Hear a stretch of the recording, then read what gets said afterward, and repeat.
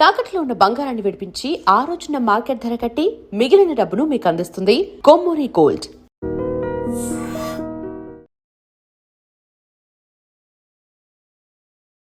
ఐపీఎల్లో విదేశీ ఆటగాళ్లకు ఫుల్ డిమాండ్ ఉంటుంది.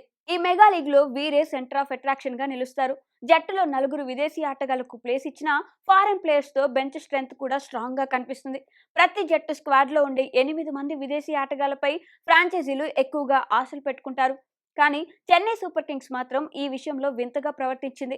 నిన్న పంజాబ్ కింగ్స్ తో జరిగిన మ్యాచ్ లో కేవలం 2 విదేశీ ఆటగాళ్లతో ఆడింది. వీరి ఉద్దేశం వెనుక కారణం ఏంటో తెలియదు కానీ ఈ నిర్ణయం మాత్రం జట్టు ఓటమిపై ప్రభావం చూపించింది. తొలి మ్యాచ్ లో ఘోర ఓటమితో రెండో మ్యాచ్ లో పంజాబ్ కింగ్స్ మ్యాచ్ కు సిద్ధమైన చెన్నై సూపర్ కింగ్స్ ఆశ్చర్యకరంగా 2 విదేశీ ఆటగాళ్లతో ఆడింది. జట్టులో ఫాస్ట్ బౌలర్ మాట్ హెన్రీతో పాటు స్పిన్నర్ నూర్ అహ్మద్ కు మాత్రమే మ్యాచ్ ఆడే అవకాశం దక్కింది. మొత్తం 12 మంది ప్లేయర్లలో 10 మంది ఇండియన్ క్రికెటర్లే ఉండడం విశేషం.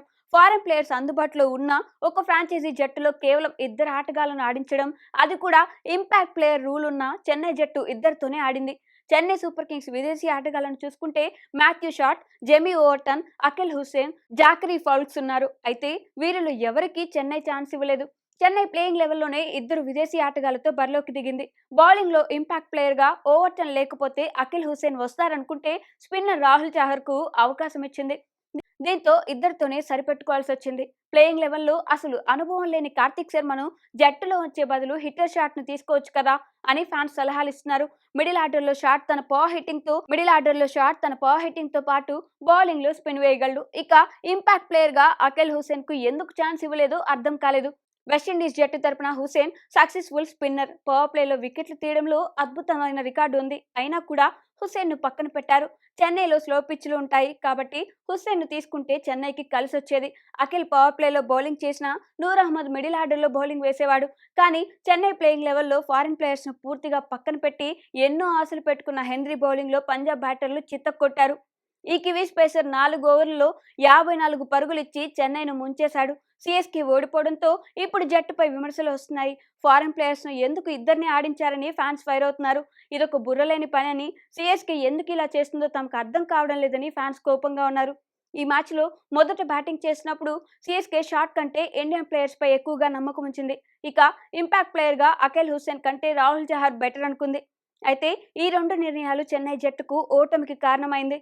విదేశీ ఆటగాళ్లపై నమ్మకం లేక ఇలా చేశారా, లేకపోతే తమ ప్లేయర్స్ టాలెంటెడ్ అని చెప్పే ప్రయత్నం చేశారా అనే విషయం కెప్టెన్ గైక్వాడ్, కోచ్ ఫ్లెమింగ్లకే తెలియాలి. మరి సిఎస్కే 2 విదేశీ ఆటగాళ్లతో ఆడడం మీకెలా అనిపించిందో మీ అభిప్రాయాలను కామెంట్స్ రూపంలో తెలియజేయండి. And for more videos, please subscribe to iDream. Please subscribe to iDream. Please subscribe iDream. And please subscribe to iDream.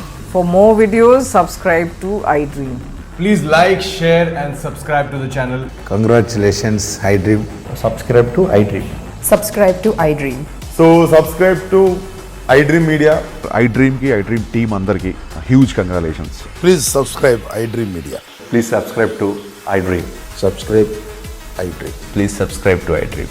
iDream అంటే నా కళల ఛానల్ సబ్స్క్రైబ్ చేసుకున్న నోరు తిరుగుతలేదు, మీరైతే గంట గుర్తు కొట్టండి. For more such videos, please subscribe to iDream.